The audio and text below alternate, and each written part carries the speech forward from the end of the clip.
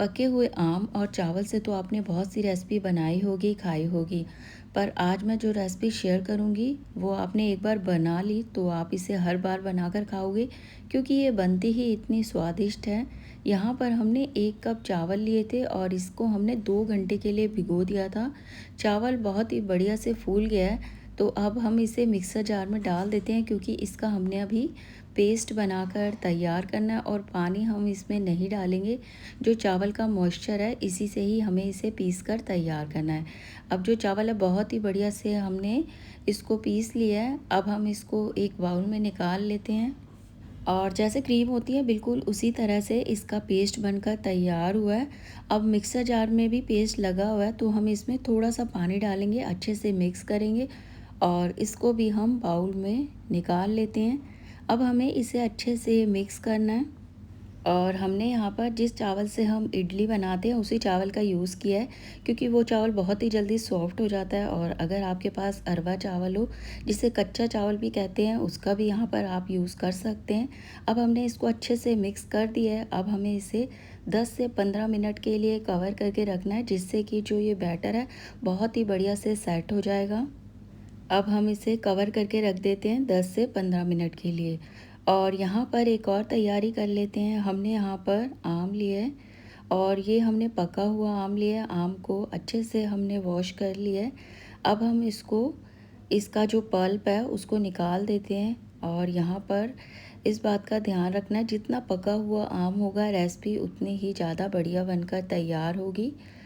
और अभी आम का सीज़न है, आम से तो आपने बहुत सी रेसिपी बनाई होंगी, खाई होंगी। एक बार मेरे तरीके से आम की ये रेसिपी बनाकर देखिएगा, बहुत ही ज़्यादा मज़ेदार बनकर तैयार होती है। अब हमने इसका जो पल्प है उसको निकालना है और फिर इसको हमने पीसना है। तो हम इसको इस तरह से छोटे छोटे इसमें कट लगा देते हैं, जिससे कि जो इसका पल्प है आसानी से निकल जाएगा। और आम जितना पका हुआ मीठा होगा रेसिपी उतनी ही ज़्यादा स्वादिष्ट बनकर तैयार होगी। और जो रेशे वाला आम होता है उसका हमने यहाँ पर यूज़ नहीं करना है, उससे ये रेसिपी उतनी बढ़िया बन नहीं पाएगी।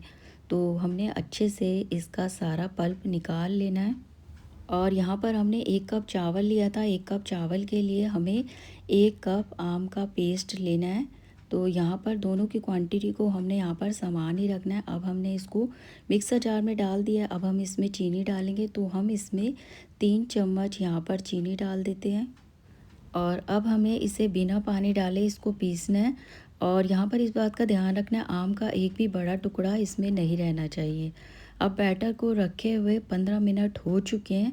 अब जो हमने आम का पेस्ट बनाकर तैयार किया था उसको हम इसमें डाल देते हैं। और इसको पीसते वक्त हमने पानी का बिल्कुल भी यूज़ नहीं किया है, क्योंकि हम पानी यहाँ पर ज़रूरत के हिसाब से ही डालेंगे।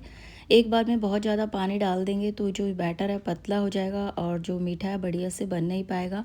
अब मिक्सर जार में थोड़ा सा पेस्ट लगा हुआ है, तो हम इसमें थोड़ा सा पानी डालेंगे, अच्छे से मिक्स करेंगे और उसको भी इसमें डाल देते हैं। और अब हमें इसे अच्छे से मिक्स करना है। और इस समय आप इसमें मीठा भी चेक कर सकते हैं, आप थोड़ा सा पेस्ट को टेस्ट कर सकते हैं। अगर आपको मीठा कम लगे तो आप चीनी को पीस कर इस समय इसमें ऐड कर सकते हैं। अब हमने इसको अच्छे से मिक्स कर दिया है और इसका कलर भी बिल्कुल क्रीमी सा हो गया है। अब हम इसमें डालेंगे मैदा। तो यहाँ पर हमने 1 कप चावल लिया था, उसके लिए इसमें हमने 2 से 3 चम्मच मैदा जाएगा, तो हम इसमें 2 चम्मच मैदा डाल रहे हैं। और 1 चम्मच हमने यहाँ पर सौंफ लिया है। सौंफ को थोड़ा सा दरदरा सा कूट लिया है, सौंफ से बहुत ही बढ़िया टेस्ट आएगा इस मीठे में। अब हम इसको भी अच्छे से मिक्स कर देते हैं। और अच्छे से मिक्स करने के बाद अगर आपको ये बैटर पतला लगे तो आप इसमें 1 चम्मच मैदा और डाल सकते हैं, क्योंकि हमने पानी को माप कर नहीं डाला था। अब जो ये बैटर है बिल्कुल इसी तरह का होना चाहिए, ना ज़्यादा पतला होना चाहिए ना ज़्यादा गाढ़ा। अगर हम गाढ़ा बैटर बना देंगे तो जो मीठा बनकर तैयार होगा वो सख्त बनेगा और खाने में अच्छा नहीं लगेगा। जो बैटर है देखिए बिल्कुल इस तरह का हमें बैटर बनाकर तैयार करना है। अब हम इसको फ्राई करेंगे और यहाँ पर कढ़ाई में हमने ऑयल को गरम कर लिया है। अब हम 1 चम्मच बैटर भरकर इसमें डाल देते हैं। और डालने के बाद जब तक ये ऊपर ना आ जाए तो हमें इसे टच नहीं करना है। अब हम इसमें हल्का हल्का सा इस तरह से ऑयल डालेंगे और इसको बनाने में ना ही हमने बेकिंग सोडा का यूज़ किया है ना ही बेकिंग पाउडर का, फिर भी बहुत ही अच्छे से ये फूला फूला बनकर तैयार हुआ है। अब हम इसे अलट पलट कर दोनों तरफ से बढ़िया सा गोल्डन ब्राउन कलर आने तक हमें इसे फ्राई कर लेना है और बार बार हम इसे अलट पलट करते रहेंगे तो इसका कलर सब तरफ से बराबर आएगा। और इसका कलर बहुत ही बढ़िया आ चुका है, तो हम इसे निकाल लेते हैं। और बिल्कुल इसी तरह से आप मीठा बनाकर तैयार करेंगे तो जो मीठा बनकर तैयार होगा एक ही बार में बिल्कुल परफेक्ट बनकर तैयार होगा। और बैटर को इस तरह से हम ऑयल में डालेंगे तो ये अपने आप ही शेप ले लेगा। और जब हम बैटर को ऑयल में डालें तो ऑयल का टेम्परेचर बिल्कुल यहाँ पर लो होना चाहिए। देखने में इसको बनाना थोड़ा मुश्किल लगता है, पर आप बिल्कुल इसी तरह से जैसे मैंने बताया उस तरह से बनाकर तैयार करेंगे तो ये बहुत ही आसानी से बनकर तैयार होगा। और एक एक जो मीठा बनकर तैयार होगा बहुत ही ज़्यादा सॉफ्ट होगा और जालीदार होगा। और इसी तरह से अब हम सारा जो मीठा है उसको बनाकर तैयार कर लेते हैं। और जब कुछ मीठा बनाना हो तो आप इस आसान सी रेसिपी को बनाकर तैयार कर सकते हैं और आप इसे 2-3 दिन के लिए स्टोर करके रख सकते हैं।